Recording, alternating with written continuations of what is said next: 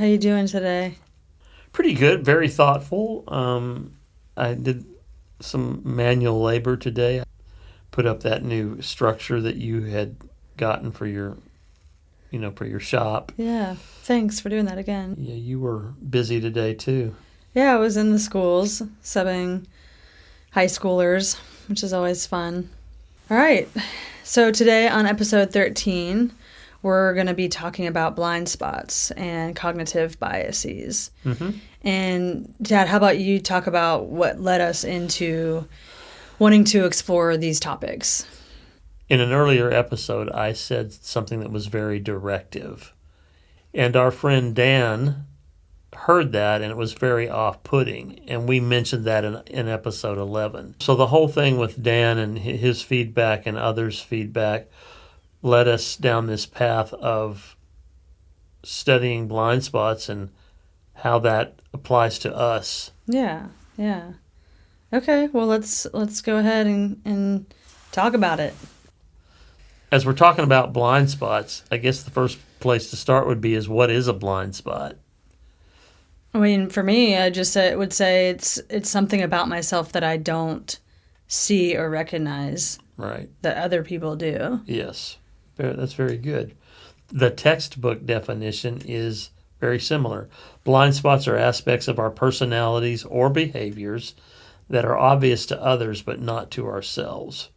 They can significantly influence our actions and relationships without our awareness. And you and I were talking earlier, when somebody asks you what a blind spot is, depending on who I'm with, it's like, duh. A blind spot is a blind spot.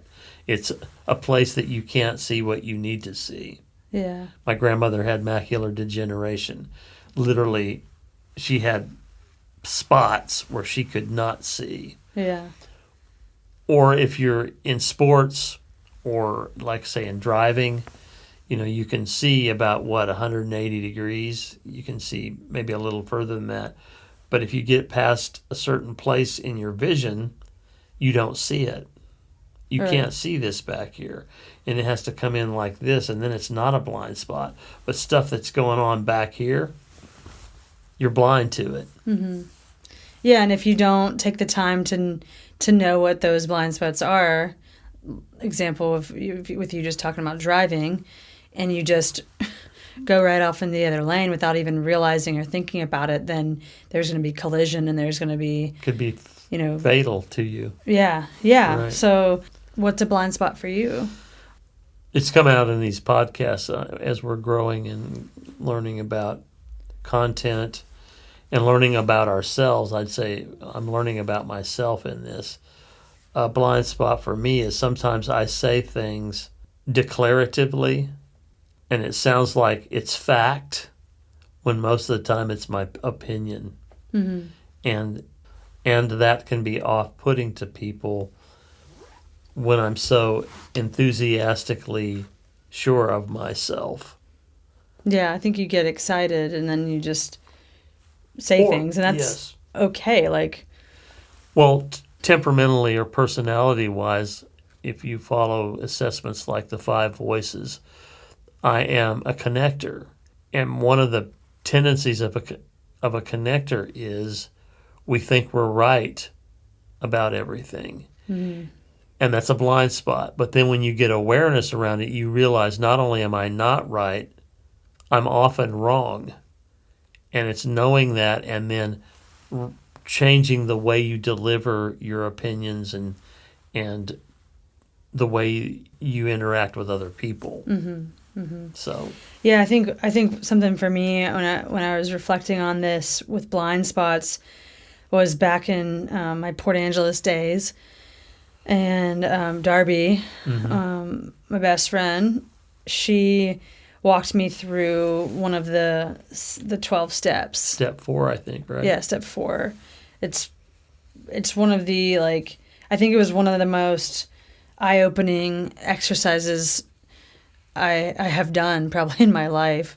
But step 4 is all about resentments and being able to identify your role in those resentments. So an example is like, I resent my ex because, you know, she cheated and lied, you know, and so and that made me feel XYZ, and it hit on my issues around trust and feeling safe and all that stuff. And so you go through and make a list of all of these resentments you have towards somebody else.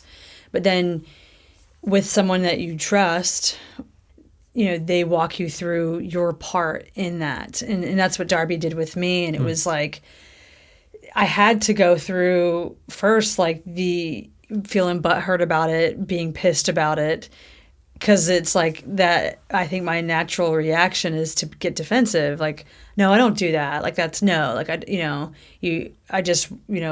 I was pissed. And so I had to sort through those emotions and feel it and allow myself to come back to it and see like the truth of that. And so, you know, I learned in that specific example, like, one of my blind spots is like, well, in this specific example, like, I was also not being honest. Yeah. You know, I was manipulating the situation to get my way, and not from a place of malice or being vindictive, but out of desperation to keep this person around me, you know, to own this person, to again control this person. And I didn't even realize I was doing that. The whole idea of somebody saying you have a blind spot and then you say, no, I don't, that's a blind spot too. Mm-hmm. That might be the blind spot. The more I'm learning about what we're talking about, overreacting on the front end of somebody confronting you can be a blind spot. Yeah. We immediately jump to denial or defense, and we don't listen, so we shut that down, and then we don't really hear what we need to grow. Yeah. And I mean, that, I think, makes me think of our family dynamic growing up. We were all pretty reactionary, and that has something that has stayed with me in my 20s when I started going down the healing path. That was one of the things I had to really face, was like, you know, we just would react, like pop off, like our emotions had all the control, and you know, it was the end of the world, you know, whatever the issue was, you know, and I think what I had to also come to terms with was how that affected other people. And then I think too, it makes me have gratitude for the people in my life who were able to call me out on that stuff. Yeah. And from a place of love, not from a place of anything else other than like, hey, I love you enough to tell you, you know, that this is something that maybe you should work on. Yeah. And so I'm grateful for, you know, those people. You know who you are. Love you. So we move on from blind spots and what they are and how they affect us to another area that's called cognitive bias. Mm-hmm. I didn't even know what it was, but what exactly is it? Cognitive biases are systematic patterns of deviation from norm or rationality in judgment, where individuals create their own subjective reality from their perception of the input. So some of those patterns can be confirmation bias, availability heuristics, and anchoring bias. And to me, those are terms that are a little bit intimidating to me anyway. So the first one is confirmation bias.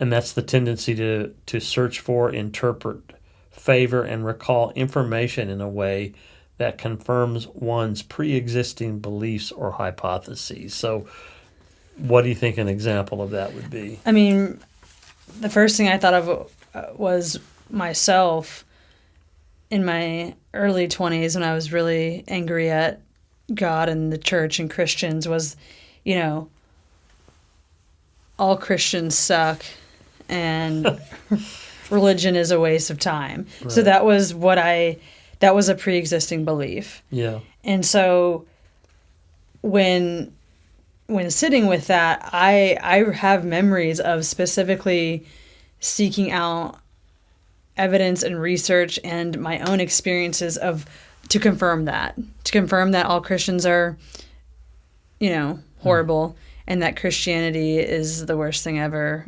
and so is religion. Like, I went out of my way to confirm those beliefs. It reassured me and reaffirmed that I was right. It's really hard to navigate that sometimes. Well, and I think that's what's sad right now, especially with, I work a lot with youth and have conversations with them, and this the environment that they're living in and seeing adults, leaders of this world, live in, and how chaotic and how destructive and how unproductive it is. Like, it's very saddening, because a lot of adults, I don't think we are equipped in our own emotional intelligence and in how to have respectful dialogue and debate and disagreements, you know? As we're going through some of this stuff, what are some obvious, simple ways to break out of some of this, to break out of bias? I remember when I was in human resources, and I probably interviewed 5,000 people in my career over the years, is somebody'd walk in and for some reason I'd automatically just not like them. Never met them before. Just rubbed me the wrong way. They weren't paying attention. They looked like they weren't coming to an interview. They looked like they were coming to mow the yard, whatever it was. I started at that point going, why am I biased here? What is it? And I would go through this little kind of ritual, if that happened, of figuring out why I was biased and talk myself out of being biased, so that I would treat them the same way I would treat anybody else. And it took a long time to get to where I could just accept this person at face value. I wasn't right in having that bias. Availability heuristic or availability bias. I didn't even know what heuristic meant. Yeah, I didn't either. So I looked it up, and it is enabling someone to discover or learn something for themselves. So availability heuristic or availability bias is the tendency to estimate the likelihood of events based on their availability in memory. If something can be recalled, it must be important. So an example of that would be believing that plane crashes are more common than they are because they receive more media attention, and that affects our perception around travel safety. The truth is, if you look at all the facts and you look at the data, air travel is one of the safest ways to travel. What about you? You got any examples of that? Just trying to think of, I thought about like traveling and how when I was preparing to leave the country, I went to see a travel nurse to get some of my shots and stuff. And up until that point, I was not scared at all. And I left that appointment having so much fear from what she said. And it was like, I was like, man, is that the whole point? Is that they just do everything? I mean, it was everything from about the people, their political systems, the disease, the medical system. Like, it was just like everything was horrible. Everything was so bad. So I was like freaking out a little bit. I was like, wait, and I don't know. Anyways, I left with a bad taste in my mouth and realized that a lot of that wasn't true. I mean, I get like being informed and knowing what's going on before you go to a place. Like, that's obvious.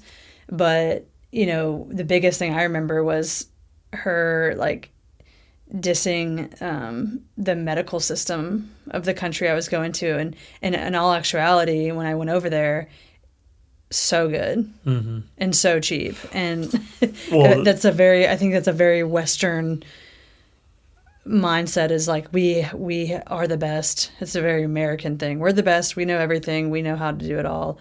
And yet it's very first world. Yeah. So I guess maybe that would be one.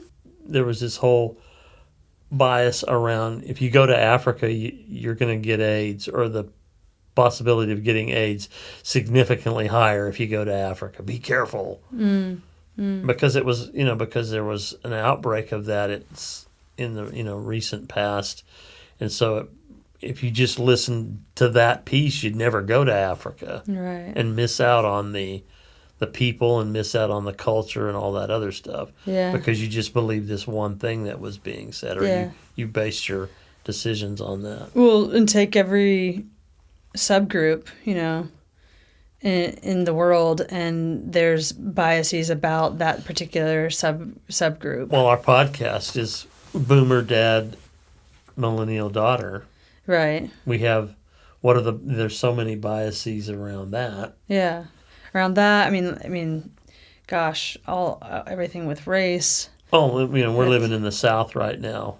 If you're not from the South, is it possible that there's an availability heuristic or bias about people that live in the South or the Northeast, and that gets perpetuated in film and in radio and all kinds of ways? Yeah, can you think of a bias that you had about a particular group of people that you had to change your mind on? I had a negative view of certain groups of people based on how I was raised. Mm-hmm. It wasn't racial, it wasn't ethnic, but it was, for example, I think growing up when I was very young, in the denomination my dad was in, there was this big rift between Catholics and Protestants. There was bias there. Mm-hmm. When I got out away from home and was in the military and met Catholics, for example, they were just as serious about their faith as I was. Mm-hmm. Yeah. Maybe more. Yeah. Well, one thing I'm realizing right now, just in the stage of life I am and where I'm at in my healing journey, is my bias towards men. Personal experience, getting hurt, stories of other people getting hurt, the news. Men are often not painted in the best light, rightfully so. Yeah, right. I was going to say that is there ever a time when that kind of bias is accurate and you should pay attention to it? Either way, if it's a blind spot or you have bias, that can be a negative. Is there ever a time when that bias is something that could save your life? Maybe, yeah. You know what I mean? Yeah. I know. The reality as a woman, I have to be aware of the fact that when I'm alone, out whenever I'm hiking or just out and about, I have to be aware of the potential threat of that. Mm-hmm. I think about that when I'm going, out of a store in the parking lot at night, or if I'm running early in the morning, I'm thinking about that. If I pass, if I'm in some sort of on a trail, and I pass two men and it's just me, I'm not just aware. Yeah, I'm not just lollygagging along. I'm actually aware, right. and yes, that could be a bias, but it's also, it is something that's an alarm to just be. Yeah, I was thinking there might be that'd be an interesting topic at some point, is the relationship between bias and discernment and intuition, where you feel something about someone and it ends up that you're right about it.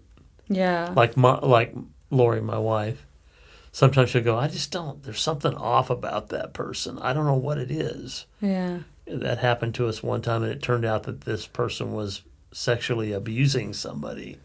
Mm. We didn't know. She didn't know, but it came out in the news. Mm-hmm. But she had a sense about it. Mm-hmm. So it's learning how to pay attention to those things. And is that a bias, or is that just intuition? And how do you discern? We have to have the awareness to discern, okay, am I being biased here, or is this something that I need to, Well, it's something you learn, right? So we're not getting a lot to that right now, but those would be things you'd learn. Yeah. But this last one we want to talk about is anchoring bias. What is anchoring bias? So, anchoring bias is the common human tendency to rely too heavily on the first piece of information offered when making decisions. Okay. You already mentioned that when you were traveling, you were the travel agent or the person you were using told you something about where you were going, and then you based your opinion and your ideas about that country and their medical system on that first piece of information you got. Right. And I decided to go against what I was told and check it out myself, and then realize, oh, wait, actually, that was inaccurate. Or, I've heard stories of like doctors who they hear a case and they immediately are like, this is the diagnosis. And then they get more evidence that actually shows that they're not right, but they don't even see it. Yeah, they stick with the original diagnosis and don't even take in the new information that contradicts them. Yeah, okay, so we don't have to beat that one to death, but So what can we do to become more aware of our blind spots then? What do you do in your life to become aware of them? Lately I've been training myself to not immediately jump to my own defense. When Darby gave me feedback on something I said that triggered a thought in her, and it was interesting. She didn't say I triggered her. She said something I said triggered something in her. I intentionally did not get defensive. Did you want to? Was there a part of you that wanted to?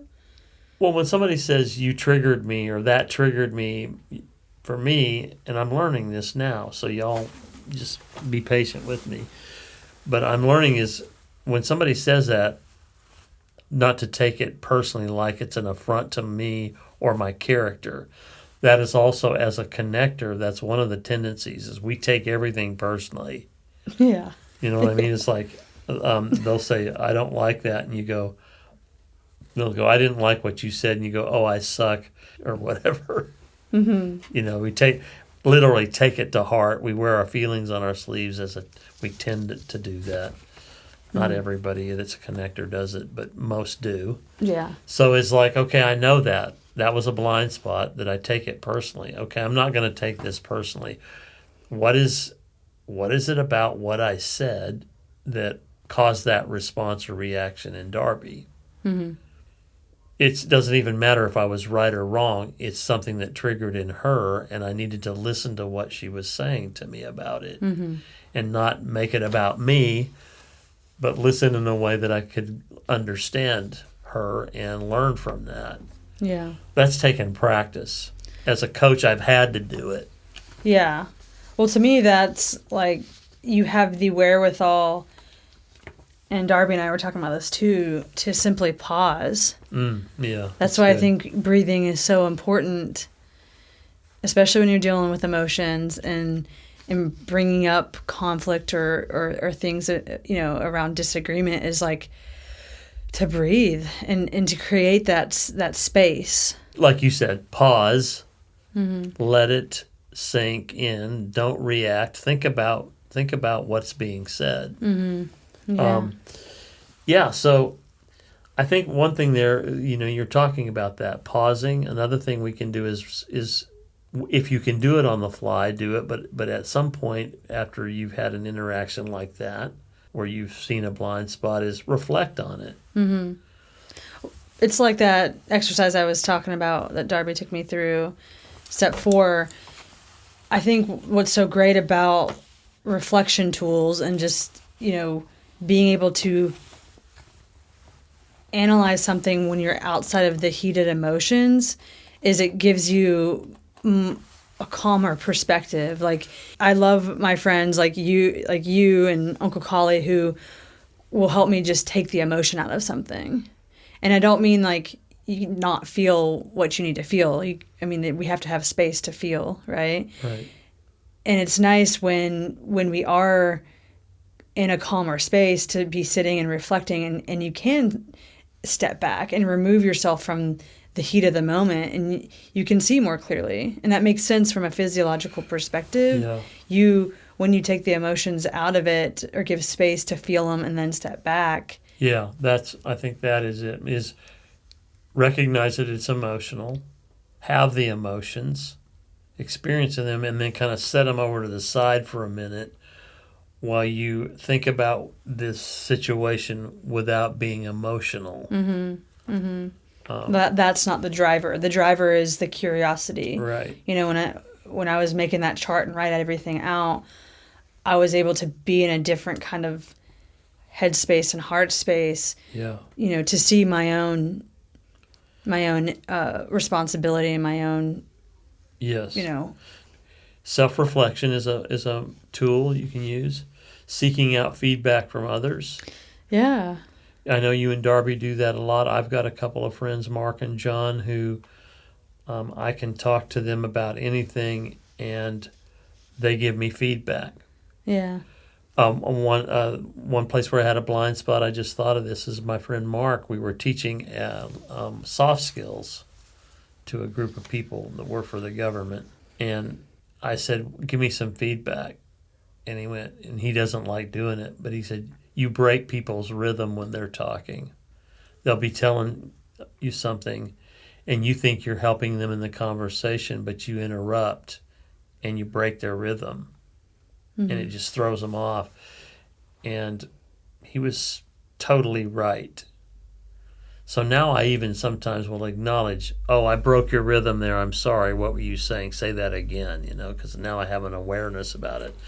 So self-reflect, seek out feedback from others, and then just be mindful. Simply just pay attention to what's going on in the moments. Just be aware. Yeah. For me too, is that I do ask other people questions about my behavior or how I act, but also I ask myself questions of like, okay, why am I responding this way, or why am I reacting this way? Yeah. And coming from a place of not asking why in the sense of like being critical, but in being curious. Like I think that has been a big shift for me. So one tool that has helped me is, instead of asking what's wrong with you, is what happened to you. Mm-hmm. Instead of what's wrong with me, what happened to me? Why do I react like this? Where in my past, Why did is I that pick this better? up? I think it's better because it doesn't, it's not as critical. It's more coming from a place of curiosity. Mm-hmm. What happened to you? Not what's wrong with you. When you're saying what's wrong with you, you're assuming that the person, like, their baseline is that they're just wrong. To me, that's attached to shame and all the stuff that we talked about the last 2 episodes. In fact, in coaching, you don't ask questions like that. You don't go, "Why did you do that?" You go, "What was your thought process when you were engaged in that action?" Mm-hmm. It's a blind spot can be painting somebody into a corner where they become defensive. Mm-hmm. And so how can we create a safe space for them to, is that what you're saying? Yeah, definitely. Yeah. So I was just thinking on the fly here, a spiritual practice that you can do, and it makes sense as I'm thinking about it, is the examine. Oh yeah, it's a great which is a spiritual practice of reviewing your day several times a day. What has made me closer to God? What has made me feel further away from God? And reflecting on all the actions and activities that have taken place in your day, and just reflection. Mm-hmm. You don't do anything with that. You just review your day. Yeah. And that kind of helps you in the rhythm of maybe seeing those blind spots, seeing where you missed it few times, seeing where you did really well with it. Mm-hmm. It's not always negative. Sometimes we don't have those blind spots. Right, right. I think it's important to celebrate the little wins too. I mean, all the stuff that we're talking about, when you're coming face to face with your own blind spots and own bias, it's painful. It's emotionally it's exhausting, and it's one of those things that requires us to be committed to this growth. And again, it's not easy. It's not fun. Not everyone. It's not for the faint of heart. Right. Well, and on the other side of that, though, 180 from that is it possible that one of our blind spots is that the way we look at growth opportunities? Oh yeah. You know what I mean? Like, this is bad. I suck. Whatever it is we say, those things we listen to and those loops we hear. What you said was really good. Thank you for that. Mm-hmm. Because I say I want to be better in terms of how I listen. I want to be a better listener, a more intentional listener. So thank you for saying those things. I grew today.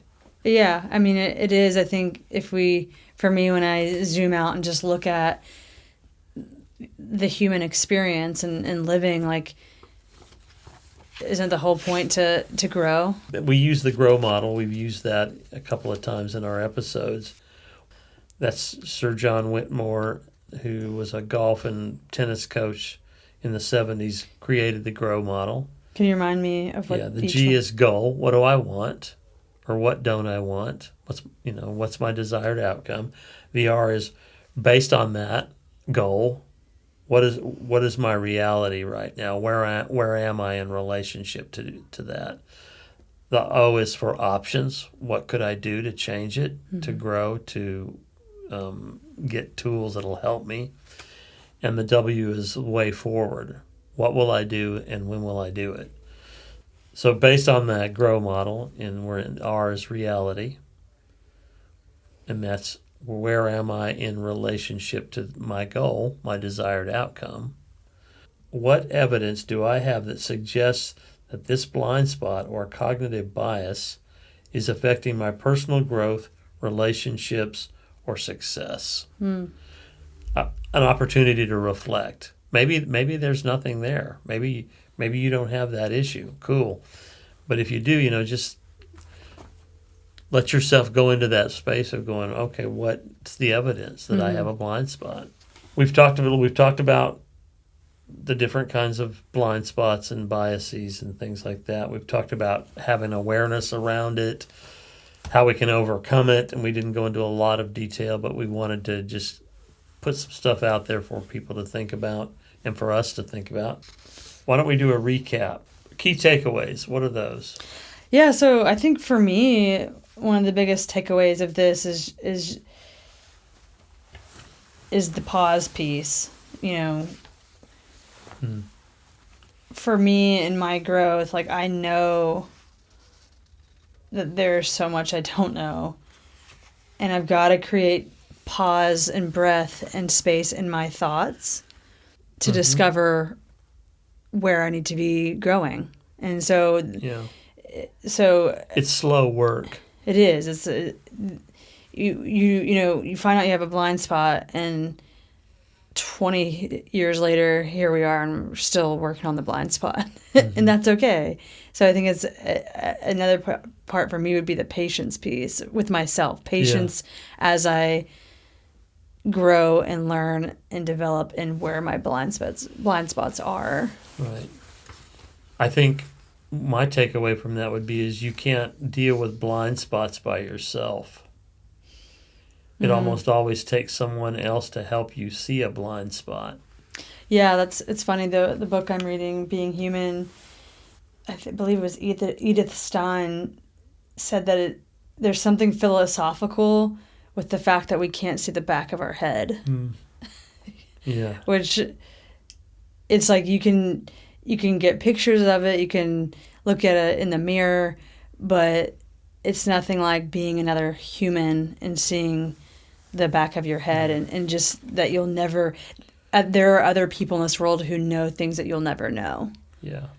And how do we relate to each other and lift each other up in that and grow together? Right. My takeaway is I have blind spots, and I shouldn't feel bad about having blind spots. Mm-hmm. It's not bad to have those.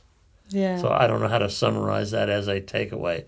The other part is you can't see blind spots by their nature by yourself. You need other people to help you with that.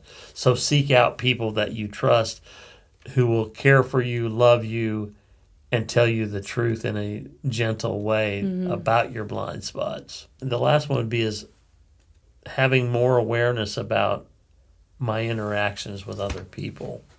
Yeah, that's good. Yeah. Yeah, I think for me, my bullet points would be just the importance of pausing. Yeah. And thank Darby for that one too. And you only have to have one. If you have one, you don't have to have three. Yeah, I know. So it would be to create space for pausing. Mm-hmm. And I'm saying it for my own encouragement as well, but for others is that this is hard work, and it's not for the faint of heart. And you're doing a good job. Like, we need to. I need to hear it, and I need to speak it. When I try to make it a point when I see someone doing a good job at something to say that. Something you did growing up, I remember this, is when you'd get off really good customer service calls, you would go out of your way to call the boss or to send in a good review or something. Yeah. Like, it's important that we encourage each other through this, because again, it's not a fun thing all the time. Right. And so is that one encouragement? And then I think my last one would be the persistence piece of this. It takes time. This takes a lifetime to work on our blind spots, and they're life lessons. You said something yesterday, I don't know how you worded it, but the difference of, like, it's not about right or wrong or whatever, but good, better, and best. Yeah, I was reading, I think I was in a Rowan Williams book, or maybe a John Mark Comer book. I can't remember where I was reading it, but it's not about us being good or bad or right or wrong. It's about, this is bad, this is good. Well, maybe it's not this is bad and this is good. Maybe it's this is good, this is better, this is best. Because you could go through life having all these blind spots and never dealing with them, and maybe you could get by and do all right. But do you tell your kids to go to school and be mediocre? Yeah. Do you tell your kids to be half-assed? No, not usually. I want you to be the best that you can be. Yeah, that's a good shift in perspective too. Yeah. Good, better, best. Well, I think we're done. If it didn't make sense, call my wife. If you're still listening and you still are subscribed to the podcast, we love you and thank you for joining in. Tune in next week. Yeah, we appreciate everybody talking to us. If you saw a little fatigue in us this episode, you would be accurate. I want to thank particularly this week Darby for giving me insight into a blind spot that I have. Very helpful. Love you, Darbs.